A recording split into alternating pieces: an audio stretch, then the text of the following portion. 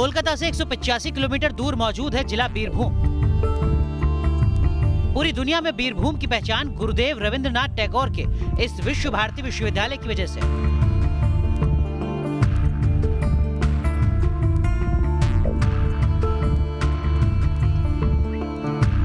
वो यूनिवर्सिटी जो पूरी दुनिया को सत्य और अहिंसा का संदेश देती है। उस बीरभूम जिले की पहचान अब बंगाल के बॉम्ब कैपिटल के तौर पर बन गई है।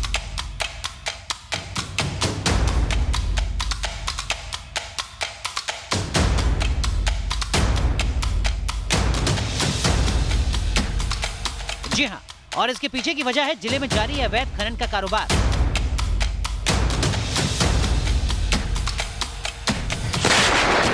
अब आपको बताएंगे बीरभूम के बॉम्ब कैपिटल बनने के पीछे की वजह क्या है, अवैध खनन का कनेक्शन।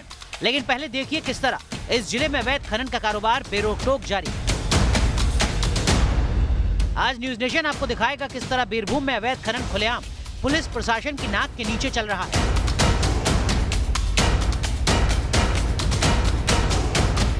सबसे पहले देखिए न्यूज नेशन रिपोर्टर ने अपनी कार के डैशबोर्ड पर एक खुफिया कैमरे के जरिए जो कुछ शूट किया उसमें क्या हुआ। इस तरह से बनाया गया है ताकि आम लोग यहाँ तक नहीं पहुँच पा रहे। ये आखिरी तक जहाँ ये खत्म होगा ये सीधे तौर पर बालू का खदान है, अजय नदी है। यहाँ से गैर कानूनी तौर पर बालू उठाया जाता है जो पूरी तरह से गैर कानूनी है। और पुलिस और यहाँ के जो नेता हैं वो हर कोई इस पूरे सिंडिकेट में जुड़ा हुआ है। आप देख सकते हैं चारों तरफ सिर्फ बालू और रेत, इसके अलावा आपको कुछ नजर नहीं आएगा। रास्ता अपने आप बन चुका है क्योंकि यहाँ से बड़े बड़े जो ट्रक्स है वो ट्रक्स जाया करता है। तो इसको सामने रखकर यहाँ पर ये बालू का जो खदान है ये एकदम सीधा, हम जैसे ही जाएंगे हम अभी पहुँचेंगे बालू खदान के सामने। यहाँ से बालू आए दिन उठाया जाता है और इसको लेकर विवाद होता है और इस विवाद को रोकने के लिए यहाँ पर बम का इस्तेमाल होता है, खास तौर पर बम और देसी कट्ठा। तो ये अब जैसे बाएं हम मुड़ रहे हैं, आप देख सकते हैं कि यहाँ पर ड्रेजर्स और अर्थ मूवर्स किस तरह रखा हुआ है। तो यहाँ से शुरुआत है ये पूरा खेल, और जिस वजह से यहाँ पर पूरी तरह से एक ऐसा एक मंजर बनाया गया है ताकि यहाँ से कोई बाहरी इंसान कोई अंदर ना आ पाए। और इन छोटे छोटे जो घर है यहाँ पर बाकायदा कॉन्ट्रैक्ट के तौर पर रखा जाता है। हम आपको आगे जाकर और दिखाएंगे। यहाँ पर ये जो मशीनरीज रखे हुए हैं, जो अर्थ मूवर्स है, जेसीबी मशीन है, इनको बाखूबी इस्तेमाल किया जाता है ये नदी से रेत उठाने के लिए। फिलहाल नदी में पानी नजर आ रहा है इसलिए ये अर्थ मूवर्स के ऊपर रखा गया है। लेकिन यहाँ पर एक पल के लिए भी अगर किसी को भनक पड़ा कि यहाँ पत्रकार आए हैं और यहाँ पर ये विजुअल्स करने की कोशिश कर रहे हैं तो यहाँ लेने को देने पड़ सकते हैं, यहाँ तक कि हमें अपने जान से भी हाथ गंवाना पड़ सकता है। ऐसी स्थिति यहाँ पे बीरभूम का सिर्फ ये इलाका नहीं, तमाम इलाका जो नदी से सटा हुआ है पूरे जगह पर यही हाल है। हम आपको आगे दिखाएंगे, लोगों से बात करने की कोशिश करेंगे यहाँ पे जो है वो क्या करते हैं यहाँ पे और यहाँ पर वो क्या कर रहे हैं, कोशिश करेंगे कि उनकी जुबानी हम आपको बताएं। अब तक आप ये समझ चुके होंगे कि बीरभूम की इस अजय नदी में रेत और बालू का कारोबार हो रहा है। इसके लिए बाकायदा जेसीबी, अर्थ मूवर, ड्रेजर जैसी बड़ी मशीनों का इस्तेमाल किया जा रहा है।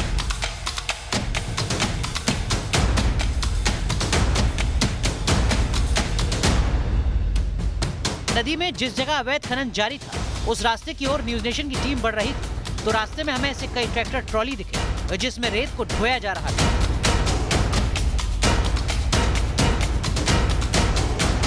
इसके बाद हम उस जगह पहुंचे जहां से रेत का अवैध खनन हो रहा था।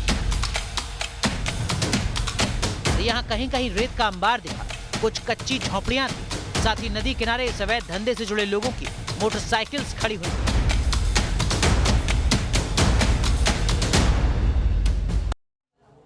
तो इन तस्वीरों के जरिए आप समझ चुके होंगे कि पश्चिम बंगाल में दरअसल होता क्या कुछ रहा है, क्यों यह आरोप लग रहा है कि पश्चिम बंगाल में कानून व्यवस्था नजर नहीं आती है। इस खबर को हम आपको तफसील से दिखाएंगे, लेकिन उससे पहले इस वक्त की बड़ी खबर जो पश्चिम बंगाल से ही सामने आ रही है।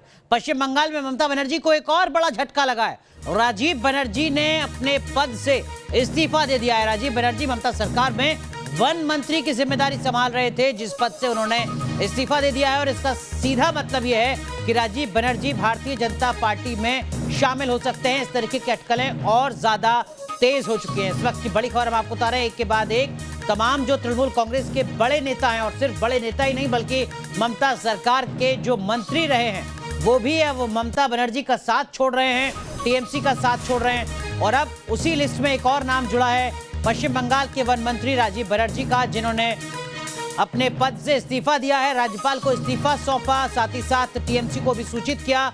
राज्यपाल ने इस्तीफा मंजूर कर लिया है और अब जो जानकारी सामने आ रही है उसके मुताबिक राजीव बनर्जी जल्द बीजेपी में शामिल हो सकते हैं। देखिए, हम आपको 4 चेहरे दिखा रहे हैं और इन 4 चेहरों को आप देखिए, दरअसल में यही ममता बनर्जी सरकार में मंत्री रहे, बात फिर चाहे शुभेंदु अधिकारी की हो, लक्ष्मी रतन शुक्ला की हो या फिर अरिंदम की हो। और अब चौथा नाम यहां पर राजीव बनर्जी का जुड़ चुका है, जो पश्चिम बंगाल में वन मंत्री थे लेकिन अब टीएमसी से दूर हो चुके हैं। एक और बड़ी खबर पश्चिम बंगाल से सामने आ रही है। पश्चिम बंगाल के कूच बिहार से यह खबर सामने आ रही है, जहां भारतीय जनता पार्टी के दफ्तर पर हमला हुआ है। जी हां, कूच बिहार जिले में भारतीय जनता पार्टी के 2 अलग अलग दफ्तरों में तोड़फोड़ हुई है। बीजेपी नेता के घर पर भी पथराव हुआ है। आपको बता दें कि इस पथराव के बाद अब तृणमूल कांग्रेस पर हमले का आरोप लगा है। पथराव और तोड़फोड़ से कूच बिहार में तनाव की स्थिति नजर आ रही है। तस्वीरें हम आपको दिखा रहे हैं, देखिए जरा, ये आप कार्यालय देख रहे हैं। दरअसल में ये कूच बिहार जिले के 2 अलग अलग दफ्तर हैं बीजेपी के, जहां पर तोड़फोड़ हुई है और सीधा आरोप लगा है तृणमूल कांग्रेस पर। तो अभी विधानसभा चुनाव की तारीखों का ऐलान तो नहीं हुआ है पश्चिम बंगाल में, लेकिन उससे पहले जो सियासी संघर्ष है वो लगातार नजर आ रहा है। 2 तस्वीरें आपके सामने, 2 अलग अलग भारतीय जनता पार्टी के दफ्तर, जिला कूच बिहार, पश्चिम बंगाल। चुनाव से पहले लगातार राजनीतिक हिंसा, तोड़फोड़, गतिरोध।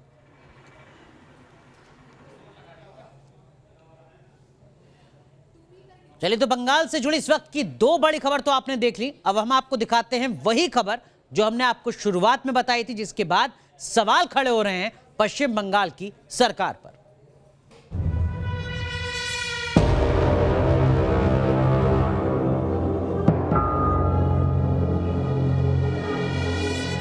जब हमने यहां मौजूद कुछ लोगों से बात की तो उन्होंने खुफिया कैमरे पर इस अवैध कारोबार का पूरा सच उगल दिया। ওপারটা কি বর্ধমান তো? ওপারটা বর্ধমান তো? মাছ মাছ ধরো না না ধরো নৌকা। এই তো বালু উঠাই আমরা। বালু তোলো কি বালু তুলে কি হয় আরে গাড়িতে ले যায় এই তো কি আছে ऐसे ना গাড়িতে ले যায় বালু হ্যাঁ। তো এই বালু তোলা কি কাজে লাগবে তো মাটি তুললে কাজে লাগবে না গঙ্গা মাটি হয় দিদি এইগুলো বালি গাড়ি ঢুকে হ্যাঁ ও লোড তারপর ও এখান তারপর বিক্রি হয়। আচ্ছা, এইখান থেকেই বালি, মানে কলকাতাতেও এখান থেকেই বালি যায়। হ্যাঁ, এখানে কলকাতা মালদা আচ্ছা, মালদাও যায়? মালদা যায়, মালদার মুর্শিদাবাদ। আগে যায়, কত যায়, মুর্শিদাবাদ, অনেক লম্বা লম্বা যায়। এমএসটি। মানে তোমরা এখানে বালি তোলা সবাই বাড়ি করে, আমরা বাড়ি করি। তাহলে এখানে কোথায় অনেক অনেক ঘাট আছে। হ্যাঁ, তাহলে তোমাদের বিরাট ব্যাপার, তোমাদেরই এটা ব্যাপার, তোমরাই চালাও। না এটা নৌকা আলাদা আছে মালিক। ঠিক। এইখানকার ঘাট মালিক ঘাট মালিক আলাদা। जाहिर है अवैध खनन का ये कारोबार बिना राजनीतिक पहुंच के मुमकिन नहीं है, तो वहीं इलाके में वर्चस्व बनाए रखने के लिए हथियार और गोला बारूद की जरूरत पड़ती है। यही वजह है कि अवैध खनन के इस कारोबार को चलाए रखने के लिए इलाके के घर घर में बम फैक्ट्री खुल गई और ये पूरा इलाका एक तरह से बंगाल का बम कैपिटल बन गया। आपको बताते हैं कि किस तरह पिछले कुछ सालों में बीरभूम में बमबारी की घटनाएं तेजी से बढ़ी हैं।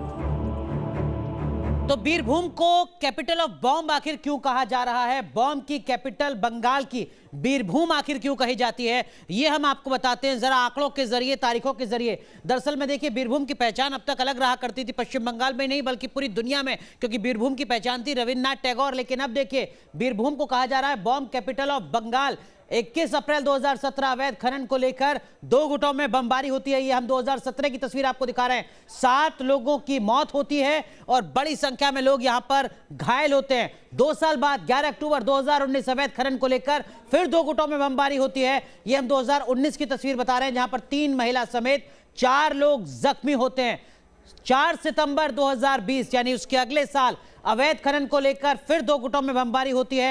2020 में भी एक घायल जबकि कई गाड़ियों को नुकसान पहुंचाया जाता है और 5 अप्रैल 2020 को क्वारंटीन सेंटर में टीएमसी कार्यकर्ता गांव वालों के बीच में हिंसक झड़प होती है। तो बीरभूम किस तरीके से हिंसा की जमीन के तौर पर सामने आ रहा है वो आप इन तारीखों के जरिए समझ सकते हैं। 5 अप्रैल को बम गोलियां चलती हैं, एक शख्स की जान चली जाती है। 25 नवंबर 2020 को बीजेपी और टीएमसी कार्यकर्ताओं के बीच में देखिए झड़प नहीं है, बमबारी होती है। इस बमबारी में कई जख्मी होते हैं, गाड़ियों को नुकसान पहुंचता है। तो ये दरअसल में वो तारीख है जो बता रही है कि किस तरीके से पश्चिम बंगाल का बीरभूम बॉम्ब कैपिटल बंगाल की बन चुका है। अब आपको दिखाते हैं किस तरह बंगाल में बम जमीन पर बनते हैं और खजूर पर अटकते हैं। बंगाल के इस इलाके में खजूर के रस निकालने का कारोबार जमकर होता है और घरों में बनने वाले बमों को इन्हीं खजूर के पेड़ों पर छिपाकर रखा जाता है। इलाके के लोगों का कहना है कि खजूर के इन पेड़ों पर लगे इन पॉट्स में छिपाकर रखे बम पुलिस प्रशासन की नजर में नहीं आते। जब भी असामाजिक तत्वों को बम की जरूरत होती है तो वह आसानी से बम को उतार कर उसका इस्तेमाल करते हैं। लेकिन यहाँ हम आपको बता दें कि पुलिस ने अब तक ऐसे किसी बम की रिकवरी नहीं की है। तो समझना आपको यह भी जरूरी है कि बीरभूम में जो खजूर के पेड़ हैं वहां से हो सकता है कि पश्चिम बंगाल की पुलिस को अब तक कोई भी बम या उससे जुड़े कोई लिंक ना मिले हों, लेकिन लगातार बीरभूम से जो देसी बम है या फिर बम का जो कनेक्शन है वो सामने आता रहा है। और किस तरीके की तस्वीरें जरा आंकड़ों के जरिए, तारीखों के जरिए हम आपको यहाँ पर बताते हैं। देखिए बीरभूम की हम बात कर रहे हैं, जुलाई 2015 10 देसी बम बरामद किए जाते हैं जुलाई 2015 में। जुलाई 2019 में ठीक 4 साल के बाद 100 से ज्यादा देसी बम बरामद होते हैं, जब्त किए जाते हैं बीरभूम में। जुलाई 2019 में अवैध गोदाम से देसी बम के 3 ड्रम जब्त किए जाते हैं। तो आप हालात समझ सकते हैं किस तरीके के बीरभूम के हैं। फरवरी 2020 में 3 जगहों से एक साथ कई देसी बम जब्त किए जाते हैं। तो सिर्फ एक जगह नहीं है बल्कि अलग अलग जगह से लगातार बीरभूम में इस तरीके से देसी बम लगातार बरामद होते रहे हैं, जो बड़ा सवाल खड़े करते हैं बीरभूम की पहचान के लिए।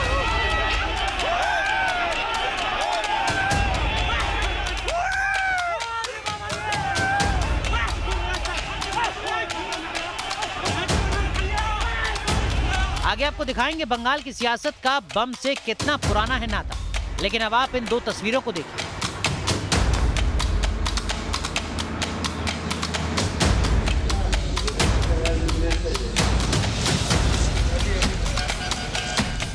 बंगाल के कूच बिहार में बीजेपी दफ्तर पर हमला हुआ है।